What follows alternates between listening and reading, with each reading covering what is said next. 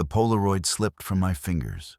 My wife and best friend, locked in an embrace years before I even met them. My investment ledgers don't lie. They've been bleeding my family estate dry for a decade. The garage door slams behind me as a masked figure lunges, but I slam it on his arm, only to stare into the face of my own security guard, Mike, his sleeve torn and his loyalty bought long before tonight. Every pillar of my safety just collapsed.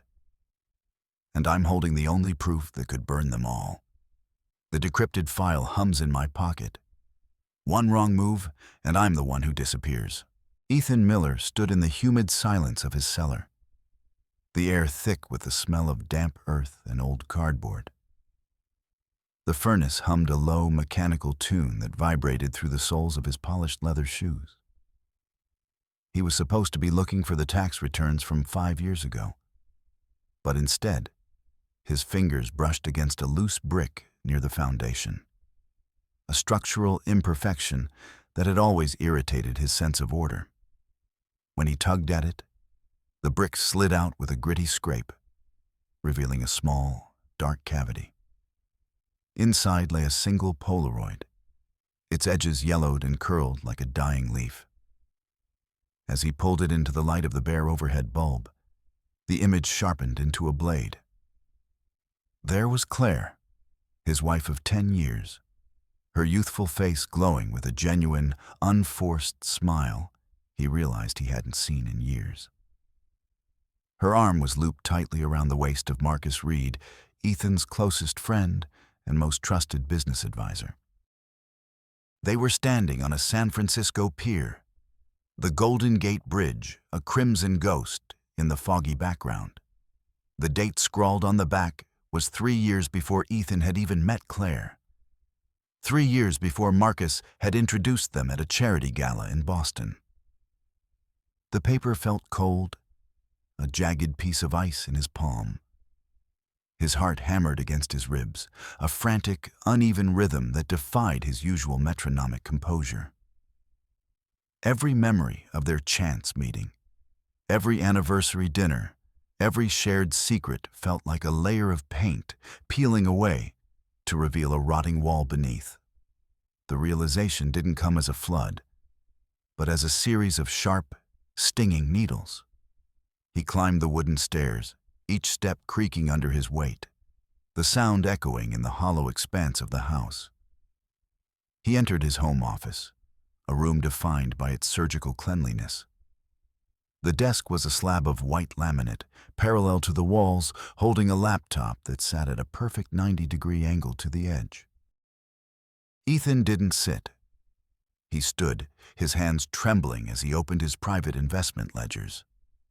He began to pull up the digital records of Marcus's old offshore accounts, data he had helped Marcus protect years ago. The numbers began to speak, a language of betrayal written in decimals and wire transfers. For a decade, tiny amounts, rounding errors really, had been migrating. $1,000 here, $500 there, flowing like a slow, steady leak from Ethan's family estate into a labyrinth of hidden shell companies. He cross-referenced the dates. Each transfer coincided with a milestone. Claire's birthday, their wedding anniversary, the birth of their first child. It was a systematic siphoning, a parasitic drain that had hollowed out his fortune while he was busy checking the thread count of his shirts. The air in the office grew hot, smelling of scorched dust as the laptop's fan whirred into high gear. He felt the structure of his life vibrating, the parameters he had so carefully set dissolving into a chaotic slurry of fraud. Marcus hadn't just been managing the money, he had been harvesting it. Ethan's breath came in shallow, jagged hitches. He needed to move. He grabbed a small silver data drive from his drawer, a heavy piece of metal that felt like a talisman, and began the agonizingly slow process of copying the evidence. The progress bar crawled across the screen, a green line mocking his urgency. He looked at his sleeve. A microscopic fraying at the cuff caught the light. Usually, such a flaw would have sent him straight to the dressing room for shirt number 14. But now it felt like a premonition of his total collapse. He was no longer the ghost in white. He was a man standing in a burning house, clutching a handful of ash. The drive finished with a soft, electronic chime. Ethan pocketed it, the cold metal biting into his thigh. He moved toward the garage, his movement stiff, like a marionette with tangled strings. The house felt different now, hostile, as if the walls were leaning inward to watch him. He reached the heavy door leading to the garage and pushed it open. The smell of gasoline and cold concrete greeted him. He just needed to get to the SUV, to drive until the suburban piece of Newton was a blur in his rearview mirror. But as he stepped into the shadows of the 3-car garage, the motion sensor lights flickered on, revealing a figure standing between him and the vehicle. The intruder was dressed in dark tactical gear, a matte black mask obscuring his features.